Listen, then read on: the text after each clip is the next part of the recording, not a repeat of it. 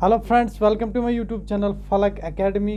उम्मीद है कि आप सब अच्छे से होंगे और बहुत ही मज़े में होंगे। तो आज का जो हमारा टॉपिक है वो है पोवर्टी एंड इट्स टाइप्स। तो आज के टॉपिक में हम पोवर्टी के बारे में जानते हैं और इसके जो जितने भी टाइप्स हैं उनके बारे में जानते हैं। तो आज का टॉपिक स्टार्ट करते हैं। Simply poverty is that condition when an individual can not fulfil there basic needs.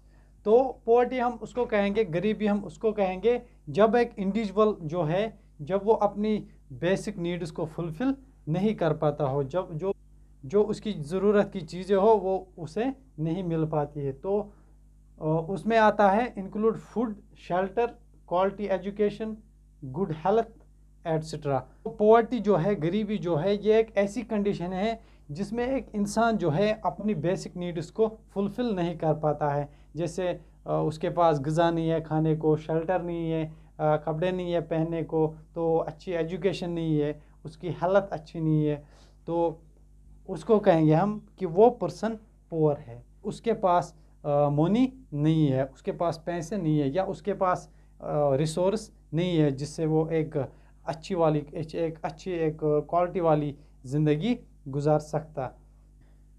तो जिस इंसान के पास रोटी, कपड़ा और मकान ना हो, उस इंसान को हम कहेंगे कि ये पर्सन जो है ये गरीब है, ये पोवर्टी में आता है। तो जब हम हिंदुस्तान में देखते हैं कि पोवर्टी का किस हद तक है, तो हिंदुस्तान में जो है वो अबाउट 56% जो पॉपुलेशन है यहाँ की, हिंदुस्तान की, इंडिया की। तो चूँकि इंडिया सेकंड लार्जेस्ट पॉपुलेटिंग कंट्री है, तो यहाँ पे 60% जो पॉपुलेशन है वो बिलो पोवर्टी लाइन है, जो पोवर्टी में आते हैं। तो उसमें जो सबसे ज़्यादा जो स्टेट पोवर्टी में है, गरीब है, पोअरेस्ट है, वो यूपी है, उत्तर प्रदेश। तो उत्तर प्रदेश चूँकि वहाँ पे पॉपुलेशन बहुत ज़्यादा है, तो वहाँ पे पोवर्टी रेट जो है वो सबसे ज़्यादा है as compared to other states of India. पहले जो इंदिरा गांधी ने दी थी गरीबी हटाओ, वो भी पोवर्टी पे एक स्लोगन था, गरीबी हटाओ। क्योंकि वो फिर सक्सेसफुल उतनी नहीं हुई, तो आज भी 60% पॉपुलेशन जो है वो बिलो पोवर्टी लाइन है। जिनके पास बीपीएल कार्ड है, बिलो पोवर्टी लाइन, तो उसी हिसाब से उनको राशन दिया जाता है, बिलो पोवर्टी लाइन। तो जो एबो पोवर्टी लाइन है, एपीएल वाले, तो वो 40% ही है। तो अब हम देखते हैं जो पोवर्टी है, तो पोवर्टी के टाइप्स हम आज देखते हैं। पोवर्टी के टाइप्स हम देखते हैं। पोवर्टी का पहला टाइप है absolute poverty. It's also known as extreme poverty और ऑब्जेक्टिव पोवर्टी। एक्सट्रीम पोवर्टी का मतलब है कि बहुत ज़्यादा गरीब, और ऑब्जेक्टिव पोवर्टी क्यों एक इंडिविजुअल के पास ऑब्जेक्टिव्स नहीं है जिससे वो अपनी ज़िंदगी जो है बसर कर सकता है। It includes the scarcity of basic food, clear water, health, shelter, education and information. तो इसमें आता है कि एक इंसान के पास जो है वो स्कैर्सिटी ऑफ फूड है, उसके पास फूड नहीं है, क्लॉथ्स नहीं है, अच्छी हालत नहीं है, या एक एजुकेशन नहीं है, या उसके पास इंफॉर्मेशन नहीं है। वो एब्सोल्यूट पुअर है कि उसके पास रोटी, कपड़ा और मकान नहीं है, और उसके पास इंफॉर्मेशन भी नहीं है। चूँकि जब एजुकेशन नहीं है तो जाहिर सी बात है कि इंफॉर्मेशन भी नहीं होगी। जब एक इंडिविजुअल के पास एजुकेशन होगी तो वो इंफॉर्मेटिव होगा। तो एब्सोल्यूट पॉवर्टी में जो पर्सन है उसके पास ये जितने भी है, एजुकेशन है, गुड लाइफ है, हालत है, तो इंफॉर्मेशन, ये चीज़ें नहीं है। In this poverty there are lot of child deaths because of disease. तो ये जो टाइप है एब्सोल्यूट पॉवर्टी जो है, इसमें क्या होता है, जितने भी फैमिली एब्सोल्यूट पुअर है, एब्सोल्यूट पॉवर्टी में आते हैं, उनके वहाँ वहाँ बहुत सारे चाइल्ड डेथ्स होते हैं। कि चाइल्ड बॉर्न होता है तो टाइम ये होता है कि वो चाइल्ड जो है उसकी डेथ हो जाती है। कोई कोई तो कभी कभी ऐसा होता है कि पेट में ही बच्चा मर जाता है, क्योंकि जो न्यूट्रिशन एक न्यू बॉर्न बेबी को होनी चाहिए, या चाइल्ड के लिए बर्थ होने के लिए, वो उसे मैसर नहीं मिल पाती है, क्योंकि पुअर है, एब्सोल्यूट पॉवर्टी में आते हैं। तो क्या होते हैं, वो बीमारियों का शिकार हो जाते हैं और अपनी लाइफ गंवा देते हैं। जैसे मलेरिया से कोई मर गया, कॉलरा से कोई मर गया, और भी बहुत सारे डिजीज़ हैं। तो तो चाइल्ड डेथ जो है एब्सोल्यूट पॉवर्टी में जितने भी आते हैं वहाँ पे उन फैमिलीज़ में ये वाली चाइल्ड डेथ ज़्यादा होती है। It was first introduced in 99 the dollar A day. तो क्या हुआ 1990 में ये इंट्रोड्यूस किया गया है कि डॉलर ए डे। तो 1990 में ये इंट्रोड्यूस किया गया है कि जो डेवलपिंग कंट्रीज़ है वहाँ पे जितने भी एब्सोल्यूट पॉवर्टी में आते हैं, जितने भी लोग हैं, अगर उनके पास $1, अगर वो दिन में $1 कमाते हैं, डॉलर ए डे, $1 दिन में कमाते हैं, तो वो क्या माना जाता है, वो एब्सोल्यूट पॉवर्टी में आते हैं, तो उनको एब्सोल्यूट पुअर माना जाएगा।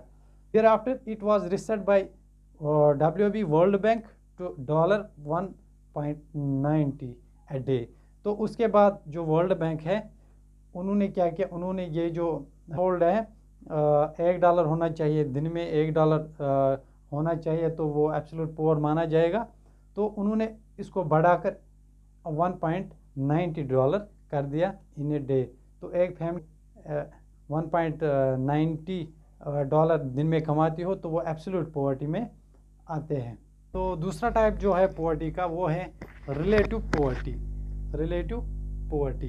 तो ये जो रिलेटिव पॉवर्टी है इसमें हम क्या करते हैं, इसमें हम जो अगर हम एक फैमिली को लेते हैं, उसकी इनकम जो है उसको कंपेयर करते हैं, रिलेट करते हैं सराउंडिंग की इनकम से कि उसकी इनकम कितनी है उस पर्टिकुलर फैमिली की और बाकी जो सराउंडिंग है उनकी इनकम कितनी है, तो उसको कहेंगे रिलेटिव पॉवर्टी।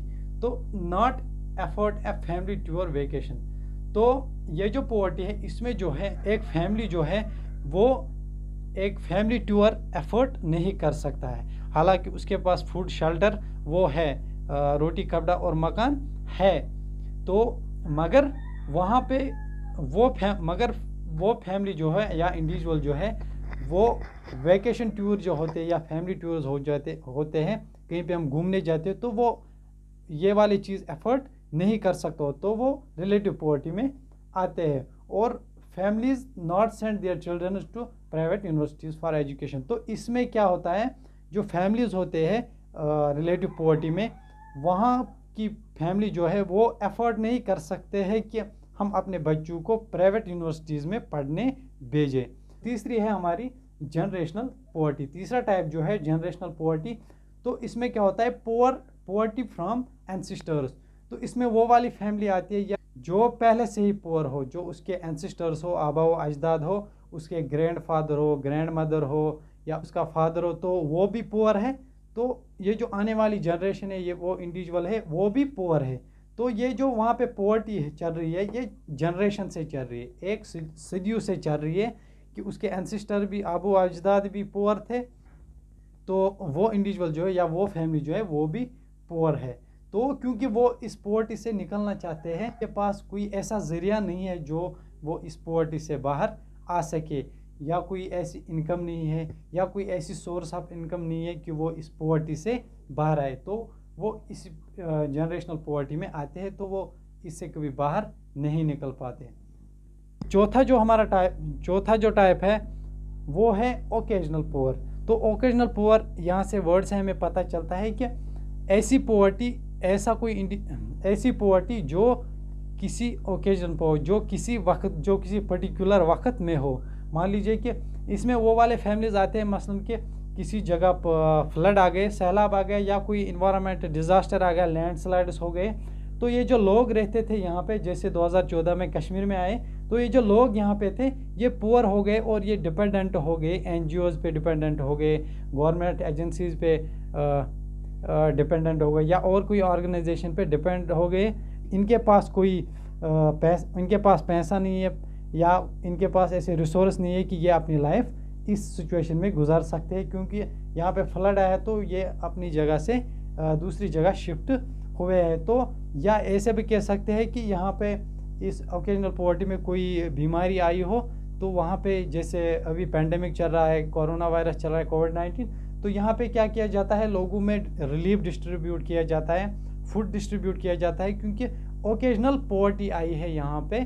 ये जो पॉवर्टी है इसमें ऑब्जेक्टिव्स भी आते हैं। तो ये जो पॉवर्टी है ये एक फ्रेंच वर्ड है, ऑब्जेक्टिव भी आता है कि पोवर्टी कौन सा वर्ड है, पोवर्टी कौन सा वर्ड है, फ्रेंच वर्ड है क्या ग्रीक वर्ड है, तो ये फ्रेंच वर्ड है। तो उम्मीद है कि आपको टॉपिक पसंद आया होगा। अगर टॉपिक के बारे में कोई हो या टॉपिक के बारे में कोई क्वेश्चन हो तो कमेंट सेक्शन में बोलिएगा।